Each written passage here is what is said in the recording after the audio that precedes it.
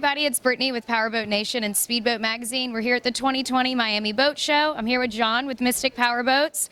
Behind me we have two center consoles and an outboard cat, and of course outboard cats have caught on to this industry fast. And so can you tell us more about the outboard cat that's over here? You know, it's funny, we started out building our 50-footer, so we kind of started from the top down, and we built a number of the 50s, and we came up with our 44, and we built a few of those, and we've sold more of these outboard cats in the last 2 years than we did of all those boats combined. So it's just crazy, the volume in it, but they're coming into it from all different directions. We've got people coming in from the ultra performance boats who just, they don't want the mechanic in their pocket anymore. They really want to be able to just go boating. They don't want the headache. They want the warranties. We just sold a boat to a couple. They've got a 58 Marlowe Explorer. Their life revolves around going 10 or 12 knots, and they've never owned a performance boat in their lives before. But our boat's comfortable. It's low wind. It's ease of maintenance, and they're going to basically use it to run from Cape Coral to run down to the Keys. And it's kind of their commuter boat to get down in the Keys and enjoy themselves down there. Well, we've had the absolute pleasure of testing a few of your catamarans, especially the C3800, and it's such a docile boat, and I hate to say this, but it's almost like a great entry-level boat for a performance catamaran, just because how easy it is to drive.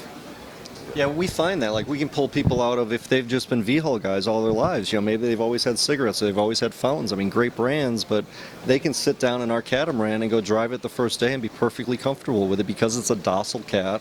It doesn't have a really high compression tunnel, so you're not chasing it up on the cushion all the time. You can just sit down and really drive the boat. Well, speaking of that, you are definitely known and famous for your lightning-fast, larger catamarans. What's your background in designing boats?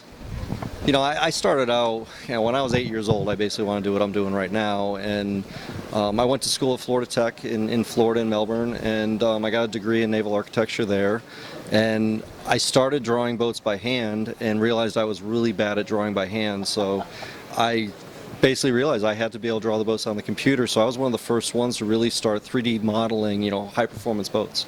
Yeah. People were doing it in yachts and, big boats like that, but I started solid modeling everything in our boats, and I started doing a lot of freelance design work for other builders. So before we got into the center console market, I had done a number of step bottom designs for all kinds of other brands that surround us every day here at the Miami Boat Show now. So I had a little bit of a head start with that.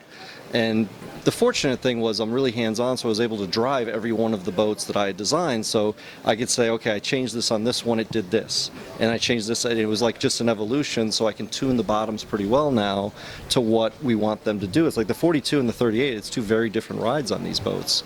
The 42 is a little, it carries the bow a little bit more. It is more of a big water boat. I always say that if you're doing lake boating or bay boating or stuff like that, the 38 is fantastic. You have to pick your days to go to the Bahamas. You can go to the Bahamas on a 42 when you want to go to the Bahamas. Do you have to put on a different hat when you're designing a catamaran as opposed to a V-bottom center console? Yeah, it's definitely different. There's certain areas you can get more aggressive, like with the steps and things like that, because, once it gets up on cushion, the steps aren't working as hard on it. Our big learning curve really was with the outboard cats was working with so little horsepower. It's hard going from 8,000 horsepower boats to, down to 900 horsepower. When we started out, and we only had 800 horsepower. So we've done a lot of changes. Every one has been an evolution. It's gotten better and better and better. We just launched one. Our speeds are coming up. The handling is really getting dialed in. These were the first boats that we had to adjust our water pickups and the propellers at the same time. We had never done that before on a catamaran. So it was a lot of scratching our heads and figuring it out. And we got advice from all kinds of people and learned to listen to ourselves and figure it out ourselves. But we're getting on the front side of it now, and they're really good boats at this point. We have another boat here that's it's our factory demo boat. It's our second factory demo in our 42. We built one last year that had quad 350s on it. It was a great boat. My family and I and clients, we put 1,800 miles on that boat in about 4 months. We ran all over the Bahamas. We went up to Clayton, New York. We did the Jacksonville Poker Run. About the time that we were thinking about selling that boat and building another one, they came out with the 450s. I ran one quad 450 boat and told Greg, my sales manager, sell that boat right away. We're building a 450 boat. We built a pretty loaded up quad 450 Seakeeper, every box checked on the option list. Out of the box, the boat ran 87 miles an hour.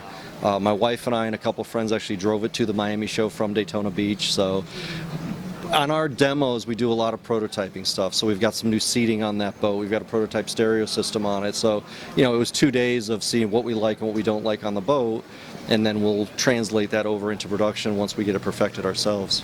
We're going to do a lot of events this year. We've got, actually, between boat shows, poker runs, and other events, we've got about 18 things slotted from January 1 until November. We'll end it up in Key West. So we're going to be on the road a lot. My demo, we're going to go run Boyne Thunder. We're going to go back up there this year. I'm looking forward to enjoying Boyne out of a turbine boat, actually. I went up to Clayton, New York last year and ran with my 42 up there, and I had done the poker run up there twice, but I had been in turbine boats both times, running 180 miles an hour. So, the sightseeing's a little bit hard at that point. So it was nice to go up and see that area, the beautiful backdrops and everything there.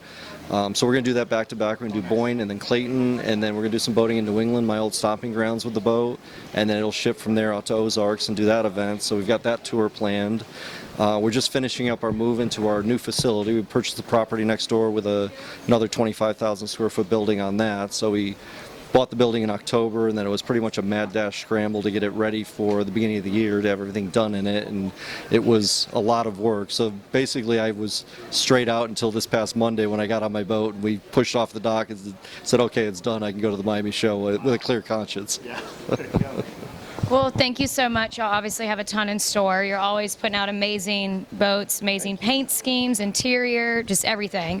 And and then same with the outboard cats. I mean, it's always something new, changing. You're always ahead of the industry. So thank you very much. And for more coverage on the Miami Boat Show, stay tuned to powerboatnation.com and Speedboat Magazine.